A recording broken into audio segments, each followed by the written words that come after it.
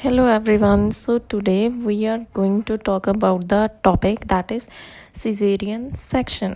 ये भी एक ऑप्स एंड गायनी का बहुत ही इंपॉर्टेंट टॉपिक है। ये मतलब मोस्टली एग्ज़ाम में पूछा जाता ही है, that is caesarean section.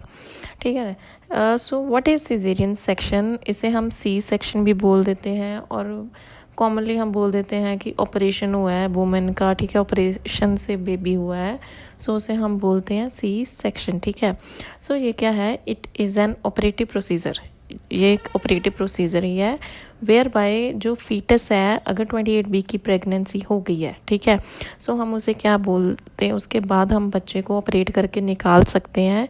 Women के हम अब्डोमेन एंड यूट्रन वॉल्स पे क्या है, इंसिजन देते हैं, उसे हम बोलते हैं सी सेक्शन। सो इसकी डेफिनेशन क्या है? It is an operative procedure है whereby foetus after an end of, we have to mention कि एंड ऑफ 28 वीक के बाद ही हम क्या है डिलीवर करते हैं थ्रू इंसिजन लगा के on the abdominal and uterine wall. ठीक है। सो ये दो तरह का होता है। एक तो होता है प्राइमरी सिजेरियन। ठीक है। प्राइमरी सिजेरियन क्या है? मतलब कि फर्स्ट टाइम हमने पेशेंट पे परफॉर्म किया है ऑपरेशन। ठीक है, फर्स्ट टाइम की डिलीवरी है वुमेन की, और या फिर बोल लो कि फर्स्ट उसका सी सेक्शन है। पहले बेबी नॉर्मल से हुआ था और अब उसका हम सी सेक्शन कर रहे हैं, तो उसे हम बोलते हैं प्राइमरी सिजेरियन। एक होता है रिपीट सिजेरियन सेक्शन। ठीक है, वहाँ पे क्या है, ऑपरेशन क्या है इन सब्सिक्वेंट प्रेगनेंसीज हो रहा है। पहले वाली प्रेगनेंसी में भी सी सेक्शन हुआ था वुमेन का, और अब भी क्या है उसका सी सेक्शन हो रहा है। ठीक है, तो उसे हम बोलते हैं रिपीट सी सेक्शन।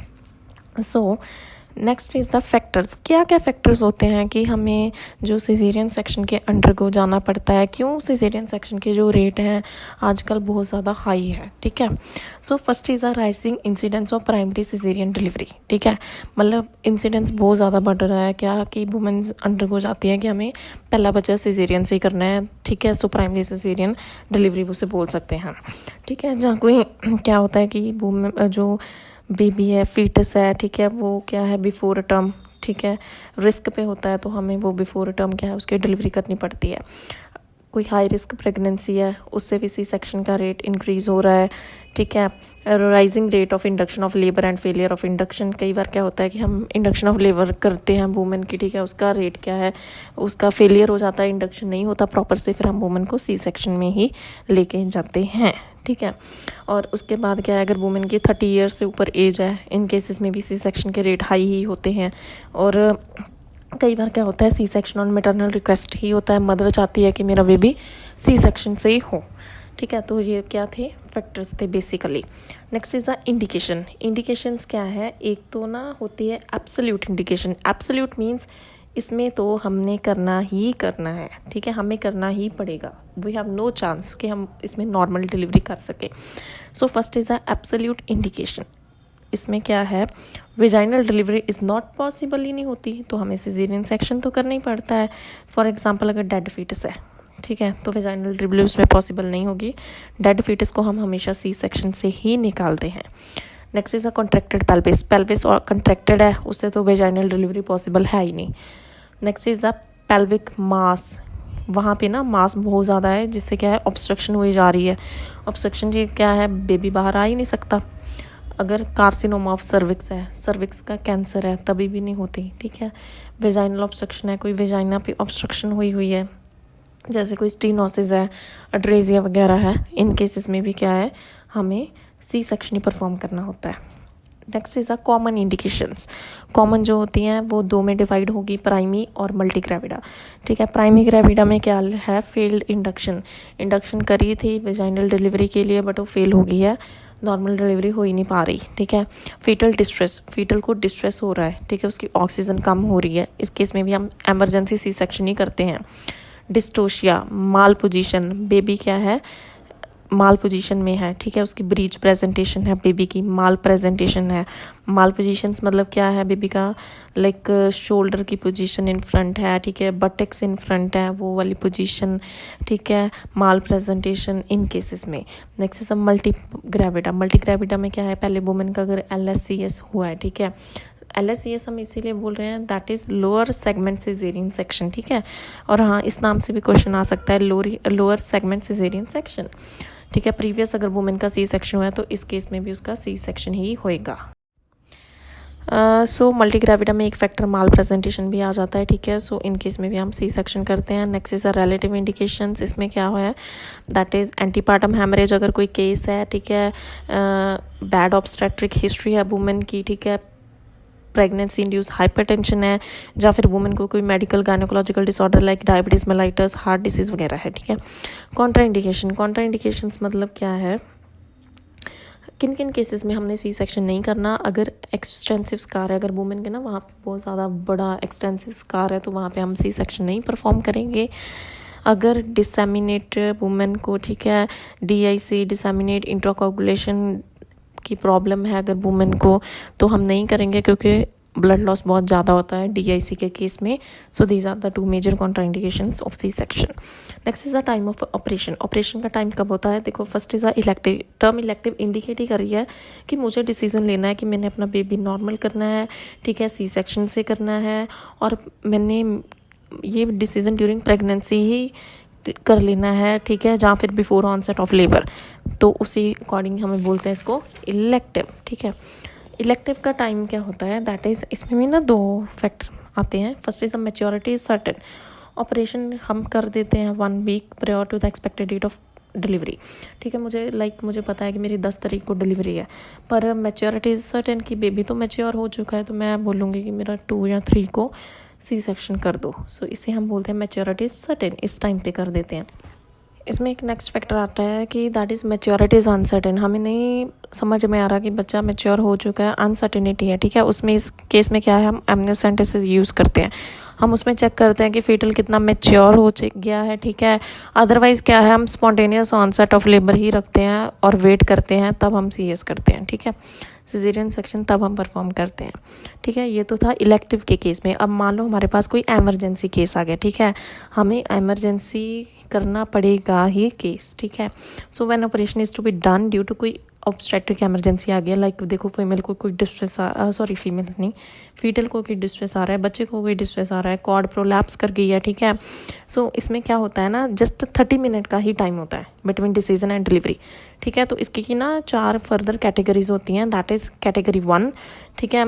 कैटेगरी 1 वो होती है, ये आपको ध्यान से याद रखने होंगे, जब इमीडिएट थ्रेट हो, ठीक है, वुमेन को भी बच्चे को भी, ठीक है। इसमें हम विदिन 30 मिनट क्या है परफॉर्म कर देते हैं कैटेगरी 1 में, that is threat to life हो सकता है वुमेन और फीटस को। सो डिसीजन हम बिटवीन 30 मिनट्स हम ले लेते हैं।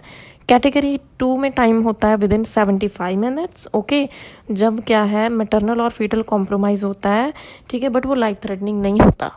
सो इस केस में 75 मिनट्स। कैटेगरी 3 में कोई कॉम्प्रोमाइज़ नहीं है बट हमें अर्ली डिलीवरी करनी है। कैटेगरी 4 में delivery is plan to suit women जाती है, फैमिली मेम्बर जाते हैं, हॉस्पिटल स्टाफ के अकॉर्डिंग हो जाती है इसमें, ठीक है। सो 1 2 3 4 कैटेगरीज थी इसमें। Next is a type of operation. Type of operation क्या होते हैं, ठीक है, इसमें भी क्या होते हैं, दैट इज़ फर्स्ट तो LSCS आ जाता है। Next is a classical. So जो LSCS क्या होता है, हम क्या करते हैं, इंसीजन देते हैं लोअर सेगमेंट थ्रू ट्रांसपेरिटोनियल अप्रोच के थ्रू ही हम इसमें क्या लोअर सेगमेंट में इंसीजन दे देते हैं, ट्रांसवर्स इंसीजन जाती है, ठीक है, लोअर सेगमेंट पे। Next is a classical. Classical में इंसीजन हम अपर सेगमेंट में लगाते हैं, ये चीज़ का डिफरेंस होता है। LSCS में हम लोअर सेगमेंट में लगाते हैं, उसमें हम अपर सेगमेंट में लगाते हैं, लिमिटेड ही करते हैं ये हम, ठीक है। क्लासिकल तो ठीक है, डन ओनली अंडर अगर कोई फोर्स सर्कमस्टांसेस है तभी करेंगे, अदरवाइज हम नहीं करेंगे। नेक्स्ट इज़ अ LSCS अभी परफॉर्म करना है, उसकी प्री ऑपरेटिव प्रिपरेशन क्या होगी, ठीक है। पहले तो हम अब्डोमेन स्क्रब करेंगे विद द सोप। वुमेन का हेयर जो है उसके ना वो हम क्लिप कर देंगे proper sedative. Pre operative case में अभी हम नहीं देंगे, ठीक है। सो नॉन पार्टिकुलेट एंटासिड जो है हम वुमेन को ना ओरली दे देते हैं जब हमने पेशेंट को ट्रांसफ़र करना होता है। उसका ना जो भी उसमें गैस्ट्रिक एसिड वगैरह है प्रॉपर्ली न्यूट्रलाइज हो जाता है, इसका पर्पज होता है। नॉन पार्टिकुलेट एंटासिड कोई भी हम दे देते हैं, मोस्टली हम 0.3 मोलर सोडियम सिट्रेट 30 ml में देते हैं, ठीक है। नेक्स्ट इज़ रेंटाडिन भी दे देते हैं हम, 150 mg देते हैं ओरली एक रात पहले, ठीक है। और रिपीट कर देते हैं जब सर्जरी होनी होती है ना, तो 1 आवर पहले हम या तो वुमेन को 50 mg IM दे देंगे या फिर IV लगा देंगे, ठीक है, 1 आवर बिफोर। फिर उसके बाद वुमेन का स्टमक एम्प्टी करवाना है, ठीक है। नेक्स्ट इज जो हमारा लोअर इसोफेगियल स्पिंक्टर है उससे क्या है वो उस इंक्रीज़ हो जाए उसकी टोन, ठीक है, और उसका जो स्टमक कंटेंट है वो रिमूव हो जाए, रिड्यूस हो जाए, ठीक है। मेटक्लोप्रामाइड देते हैं। ब्लैडर हम कैथेटर से वुमेन का एम्प्टी करते हैं, और साथ में हम फीटल हार्ट साउंड भी प्रॉपर चेक करते रहते हैं, ठीक है। और आईवी एंटीबायोटिक्स हम दे देते हैं बिफोर द इन सीज़न, देने से पहले हम आईवी एंटीबायोटिक्स वुमेन को देते हैं। तो आईवी कैनुला लगा देते हैं, पोजीशन हम डॉट्सल देते हैं। एनास्थीसिया अब देंगे हम, जो कि देंगे स्पाइनल, एपिड्यूरल और जर्नल भी दे सकते हैं। सो एंटीसेप्टिक पेंटिंग, ये बहुत इंपॉर्टेंट क्वेश्चन है, ये वाइवा का भी बहुत इंपॉर्टेंट क्वेश्चन है कि एंटीसेप्टिक पेंटिंग होती क्या है। इसमें क्या है, हम 7.5% पोविडिन आयोडीन सोल्यूशन के साथ वुमेन का पूरा जो अबडमन है उसको पेंट कर देते हैं, लाइक पेंट की तरह उसमें पूरा पोविडिन आयोडीन सोल्यूशन हम अप्लाई कर देते हैं, ठीक है। अभी नेक्स्ट हम बात करेंगे इन सीजन ऑन अबडमन, ठीक है। जहाँ तो इसको हम आइदर वर्टिकल और ट्रांसवर्स देते हैं। वर्टिकल अगर इंट्राम्बलाइकल मिडलाइन देनी है, ट्रांसवर्स अगर 3 सेंटीमीटर अबव सिम्फाइसिस प्यूबिस देते हैं, ठीक है। सो हम पैकिंग करेंगे 2 टेप लार्ज स्वैप्स हमें चाहिए पैकिंग के लिए, ठीक है। सो अभी इसका क्या है, नेक्स्ट पॉइंट डिलीवरी ही है, ठीक है। इसकी बेसिकली हेड डिलीवरी होती है, फिर ट्रंक डिलीवरी होती है, ठीक है। So first is a head. So अभी इसमें हेड की डिलीवरी की बात करेंगे, फिर उसके बाद ट्रंक की डिलीवरी होगी, फिर उसके बाद प्लेसेंटा एंड मेम्ब्रेन्स, ठीक है। सो पहले क्या है, ब्लड को ना पूरा सक आउट कर देंगे विद द सक्शन, ठीक है। अभी क्या है, हम विद अपने हैंड विद फिंगर्स क्या है हेड को डिलीवर करेंगे, ठीक है। फिंगर्स कहाँ पे लगी होंगी, between lower uterine flap and head को पकड़ा होगा, ठीक है। पाम क्या है, हम हेड के नीचे लगाएंगे बेबी के, ठीक है। सो इसको डिलीवर करेंगे by elevation and flexion use palm के साथ, ठीक है। तो फिर हम प्रेशर अप्लाई करेंगे हमारे फंडस के ऊपर, जब हेड क्या है ड्रॉन हो जाएगा इंसीजन लाइन की तरफ, ठीक है। अब उसके बाद क्या है, शोल्डर डिलीवरी करेंगे, फिर आईवी ऑक्सीटोसिन लगा देंगे वुमेन को, इस केस में भी 20 यूनिट्स, ठीक है। देन हम रेस्ट ऑफ द बॉडी क्या है वुमेन की डिलीवर कर लेंगे। उसके बाद हम करेंगे placenta and membranes. By this time क्या है, प्लेसेंटा सेपरेट हो जाएगा, ठीक है। जब स्पॉन्टेनियस ही उसे खुद ही खुद वो सेपरेट हो जाएगा अपने आप स्पॉन्टेनियसली। सो उसे हम क्या है ट्रैक्शन ऑन कॉर्ड के साथ प्लेसेंटा को एक्सट्रैक्ट कर लेंगे, ठीक है।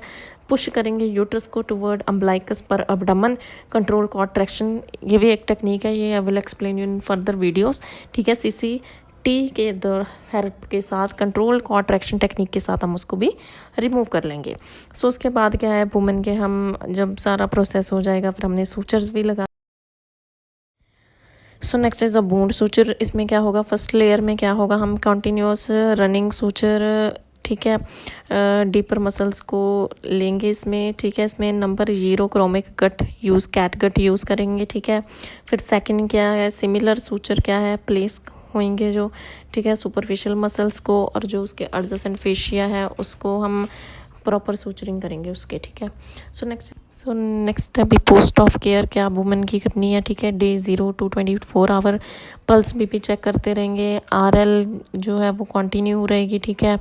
ऑक्सीटोसिन 5 यूनिट IM और IV हम वुमेन को रिपीट करेंगे, ठीक है। उसके बाद बेबी को ब्रेस्ट फीड पे लगाएंगे, एनाल्जेसिक्स देंगे वुमेन को, ठीक है। ओरल फीडिंग अभी 24 आवर हो गए। उसके बाद आ गया डे 1, ठीक है। वो तो डे 0 24 आवर चल रहा था। डे 1 में क्या होगी, ओरल फीडिंग देंगे, प्लेन वाटर देंगे वुमेन को, रॉ टी देंगे, ठीक है।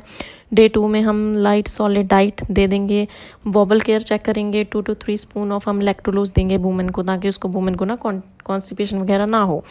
जब डे 5-6 होगा तो हम स्टिचेस क्या रिमूव कर देंगे, पेशेंट को हम डिस्चार्ज कर देंगे। So that's all about the LSCS की, ठीक है। So next is the complications. एक टॉपिक रह गया, that is classical C section, ठीक है। क्लासिकल सी सेक्शन के बारे में भी बात की थी हमने, वो इजी टू परफॉर्म है। हमेशा इसमें हम लॉन्गिट्यूडनल इंसिजन ही देते हैं, जो कि 15 सेंटीमीटर लेंथ होती है, ठीक है। 1/3 जिसकी जो है लेंथ अम्बलाइकस तक एक्सटेंड होती है। बेबी ब्रीच एक्सट्रैक्शन से ही क्या है डिलीवर होता है। दैट इज़ कॉम्प्लिकेशंस क्या होती हैं अब सी सेक्शन की, इंट्राऑपरेटिव, ठीक है। इंट्राऑपरेटिव क्या हो सकती हैं, कई बार ना यूट्रस इंसिजन ज़्यादा एक्सटेंड हो जाती है, यूट्राइन लेसरेशंस की प्रॉब्लम हो सकती है, ब्लैडर इंजरी हो सकती है, GI ट्रैक इंजरी हो सकती है, यूरेट्रल इंजरी के चांसेस होते हैं, प्लेसेंटा एक्रीटा के चांसेस होते हैं, हेमरेज हो सकता है ड्यू टू यूट्रस एटोनी। ये तो जब इंट्राऑपरेटिव ऑपरेशन परफॉर्म हो सकता है तब की कॉम्प्लिकेशंस थी। अब पोस्ट ऑपरेटिव इमीडिएट क्या आ सकती है, लाइक PPH हो सकता है वुमेन शॉक में जा सकती है, इन्फेक्शन हो सकती है वुमेन को, DVT डीप वेन थ्रोम्बोसिस के चांसेस हैं, इंटेस्टाइनल ऑब्स्ट्रक्शन हो सकती है, वुंड कॉम्प्लिकेशंस आ सकती हैं, ठीक है। अभी नेक्स्ट इज़ रिमोट में क्या है, मैटरनल डेथ हो सकती है ड्यू टू, अगर हैमरेज ज़्यादा हो गया था, ठीक है, शॉक वगैरह के चक्कर में, अगर कोई इन्फेक्शन हो गई है वुमेन को, अगर थ्रोम्बो एम्बोलिक डिसऑर्डर हो गया है, ठीक है। सो that's all about the LSCS topic. अगर आपको कोई भी डाउट हो तो आप मुझे कमेंट सेक्शन में पूछ सकते हो regarding the topic. I will clear all the doubts, and thank you so much for watching my video. Please आप मेरी वीडियो को ज़्यादा से ज़्यादा शेयर करें नर्सिंग स्टूडेंट्स की, और ताकि उनको टॉपिक्स क्लैरिफाई हो, ठीक है। I will share more topics and interesting topics of all the subjects of nursing. Thank you so much.